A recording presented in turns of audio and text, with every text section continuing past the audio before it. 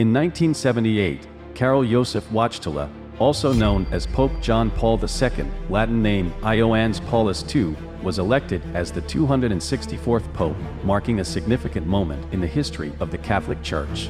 This event was notable because Wojtyla became the first non-Italian pope to be elected in 455 years.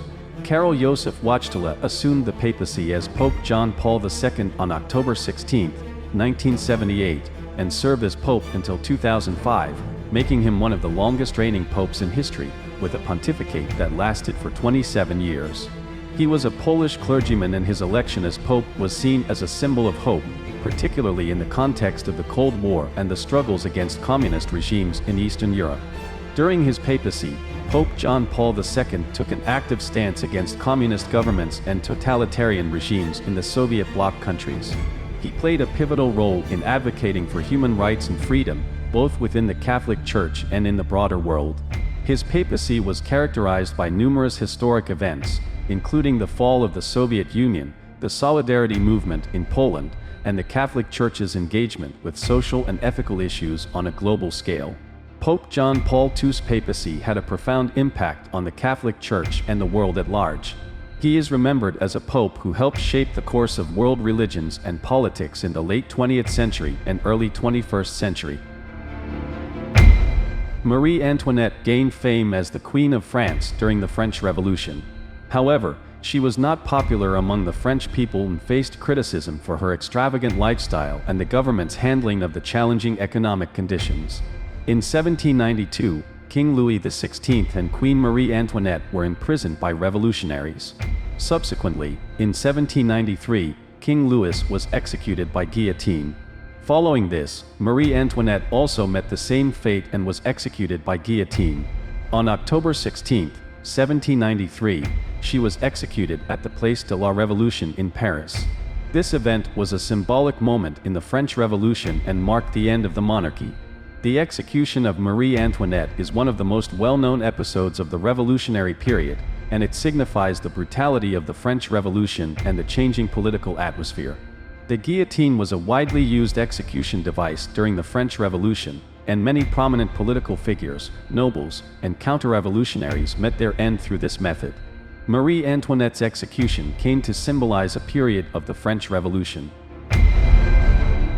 October 17, 1931, is an important date in connection with the legal troubles of the famous American mafia leader, Al Capone. Al Capone was one of the most notorious figures in Chicago's criminal underworld and was known for various illegal activities, particularly bootlegging and gambling operations. However, the event that ultimately led to Al Capone's downfall was his involvement in income tax evasion. In 1931, the U.S. government alleged that Al Capone had not declared a significant portion of his income and, as a result, had not paid income taxes. Capone was prosecuted on charges of income tax evasion, and he was found guilty of this crime.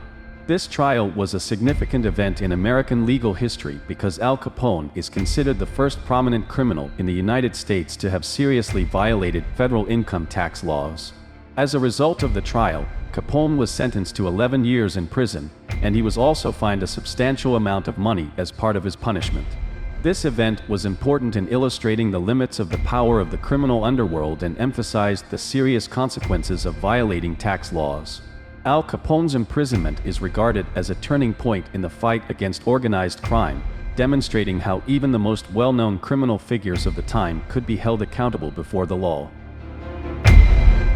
October 17, 2018, marks a significant historical event when Canada legalized recreational marijuana at the national level.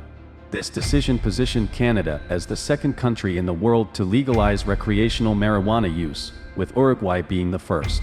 This legal change completely transformed Canada's marijuana policies and represented a historic milestone. Adults in Canada could now purchase and use marijuana from privately licensed retail outlets or authorized online retailers. Canada's decision to legalize marijuana received both support and criticism for various reasons. Advocates argued that it would help take control of the illegal marijuana market and facilitate crime reduction. It was also believed that this change would enable better regulation of marijuana use and reduce associated health risks. However, Critics expressed concerns about potential health issues arising from legal marijuana use and the possibility of serious traffic accidents. There were also worries that this decision might make young people more vulnerable to the negative effects of marijuana. Canada's legalization of recreational marijuana inspired discussions about marijuana policies worldwide and encouraged other countries to consider similar steps. This event was a significant turning point for many individuals and communities closely following marijuana legalization debates and policy changes. October 17, 1912, marks a historic event as the commencement of the First Balkan War. This war occurred among various states in the Balkan Peninsula and was initiated against the Ottoman Empire. The causes of the First Balkan War were complex, but one of the most significant factors was the weakening of Ottoman control in the Balkans and the increasing desire of Balkan states for independence and territorial claims. On October 17, 1912, Bulgaria, Serbia, Greece, and Montenegro declared war on the Ottoman Empire. This initiated a coordinated attack against the Ottoman Empire. The First Balkan War led to intense conflicts between the Balkan states and the Ottoman Empire. The Balkan states achieved significant territorial gains and expelled the Ottoman Empire from the Balkan Peninsula. The First Balkan War ended with the signing of the Treaty of London in 1913. This treaty reorganized the territories of Balkan states and included some balancing measures against the consequences of the war. However, this treaty did not reduce tensions among Balkan states and shortly led to a second war, the Second Balkan War. The First Balkan War was a significant event that had a profound impact on the history and political balances in the Balkans. It reshaped territorial changes in the Balkans and was a turning point that significantly influenced international relations in the region. The British Broadcasting Company was founded on October 18, 1922 and then restructured as the British Broadcasting Corporation on January 1, 1927. The BBC is one of the most recognized and respected public broadcasters in the United Kingdom and worldwide. It broadcasts on television, radio, and the internet. The BBC is known as an independent public broadcaster and provides a wide range of content, particularly in the areas of news, education, culture, and entertainment. The BBC's founding purpose is to educate, inform, and entertain by producing quality broadcasts. The Treaty of Auchi ended Ottoman rule in Libya, the region of Tripolitania, which at the time belonged to the Ottoman Empire, and provided for the transfer of the region to the Kingdom of Italy. This treaty ended the Italian invasion of Libya and led to the transfer of Tripolitania to Italian control. This was a significant territorial loss for the Ottoman Empire and part of the collapse of the wider Ottoman Empire. The Treaty of Auchi is a historical landmark that ended the Tripolitan War and marked political changes in the region.